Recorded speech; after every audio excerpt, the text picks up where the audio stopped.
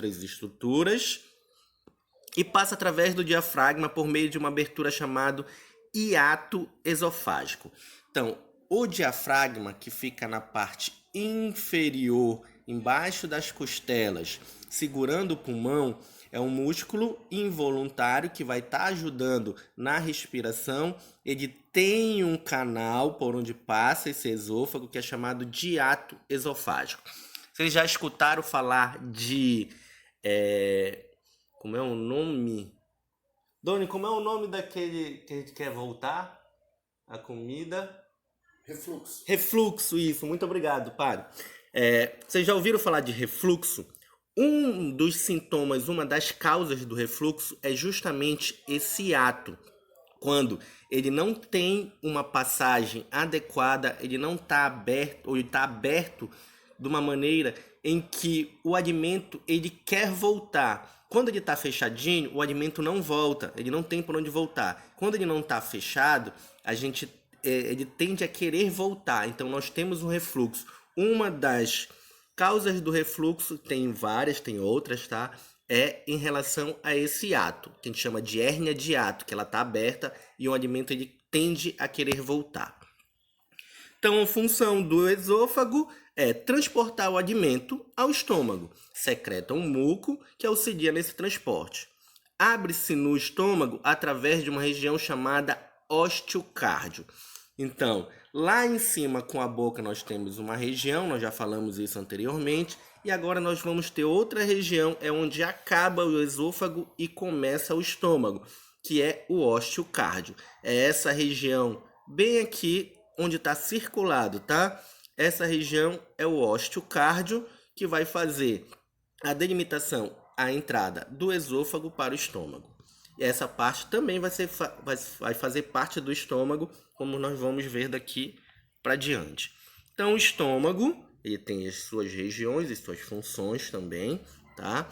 E ele está situado onde? No quadrante superior esquerdo ao abdômen, parcialmente coberto pelas costelas. Então, ó, ele fica mais ou menos nessa região, nesse quadrante superior esquerdo. Limita-se anteriormente à parede abdominal e ao diafragma. Então, ele está na parte anterior do corpo também, entre o fígado e o baço, e divide em 4 partes ou 4 regiões. Uma delas nós já falamos, que é a cárdica, onde fica o osteocárdio. O fundo gástrico fica na parte superior. Nós temos o corpo gástrico e nós temos a parte final do estômago, que é a porção pilórica ou piloro, que é onde vai fazer a passagem do alimento entre o estômago e o intestino delgado. Aqui nós temos, ó, a parte lá de cima, a parte cárdica, é a parte entre o esôfago e o estômago. Lá na parte superior, nós temos o fundo gástrico, todo o corpo nós temos aqui, e lá no final nós temos o piloro, que é a parte final do estômago, entre o estômago e o intestino delgado, o duodeno, que é a primeira parte do intestino delgado. No corpo, nós temos, aí tem uma seta que fala-se de prega gástrica.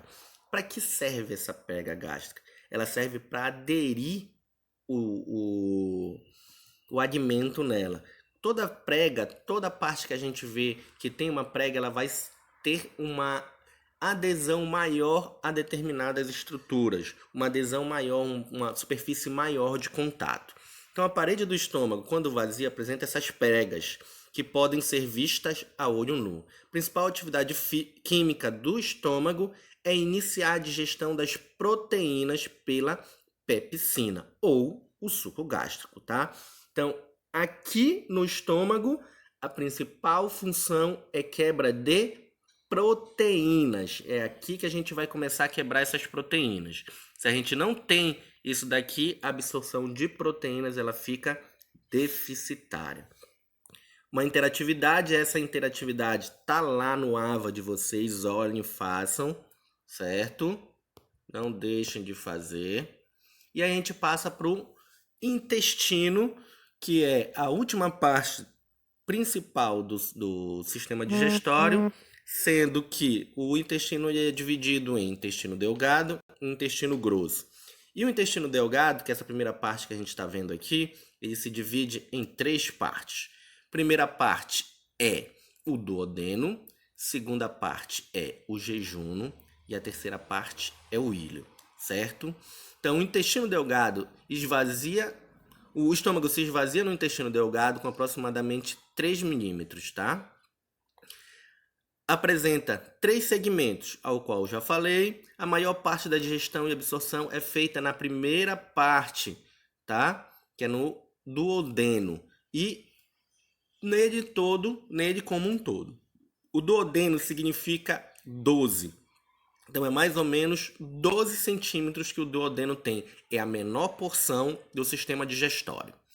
Estrutura: o ducto colédron do fígado e o ducto pancreático do pâncreas unem-se para formar a ampola pancreática que se abre no duodeno na papila maior. O que isso quer dizer? Quer dizer que tanto o pâncreas quanto o fígado ou a vesícula biliar, elas vão desembocar no duodeno os sucos que elas produzem. No fígado, ou que é armazenado na vesícula biliar, ou seja, a gente vai ver futuramente isso mais explicadinho. O fígado produz a bile, que é armazenada na vesícula biliar, e a vesícula biliar expede isso no duodeno.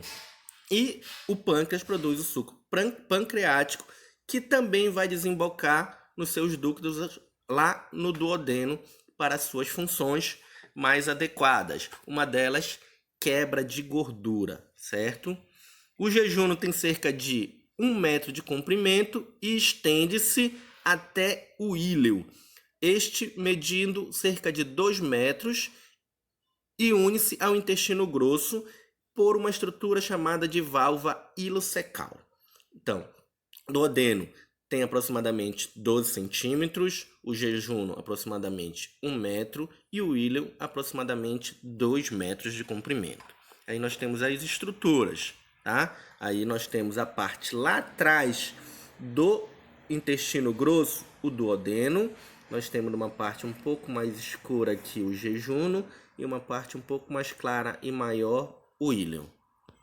Essa outra figura aqui está explicando os ductos, tanto da vesícula biliar quanto do pâncreas, que vão formar um novo ducto desembocando no duodeno para quebra e absorção de alimentos. Uma delas, como eu falei para vocês, a gordura.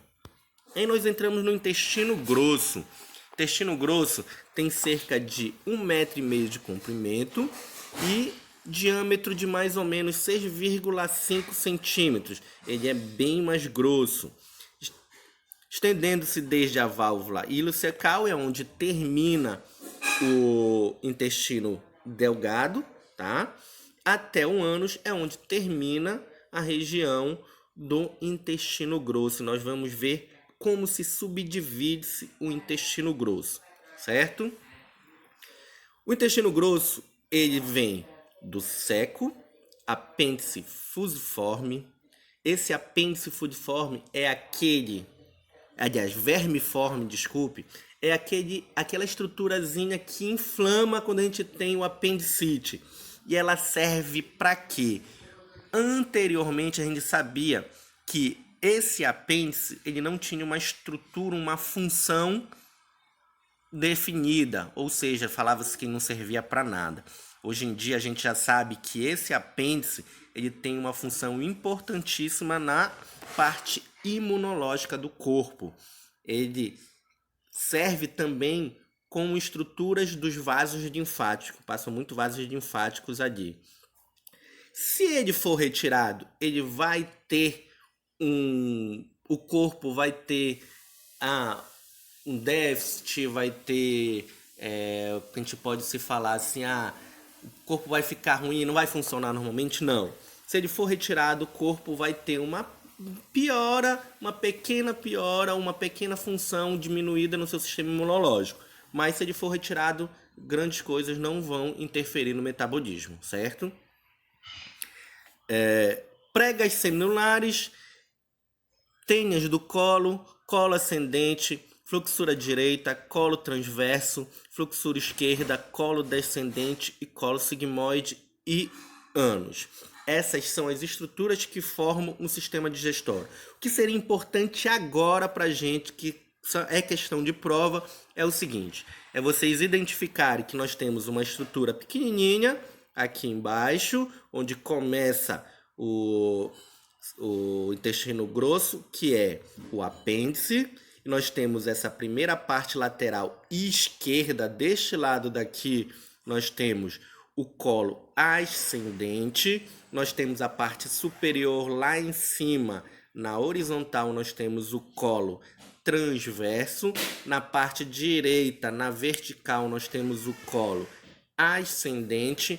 E ligando o colo ascendente, nós temos o colo sigmoide, que vai terminar no ânus, é onde saem as fezes, onde o sistema digestório termina, desembocando nas excretas das fezes, tá?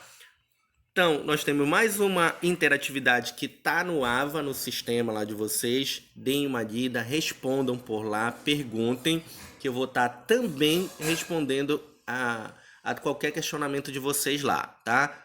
Então, por hoje a gente fica por aqui. Até na próxima aula com a segunda parte do sistema digestório. Um abraço para todos.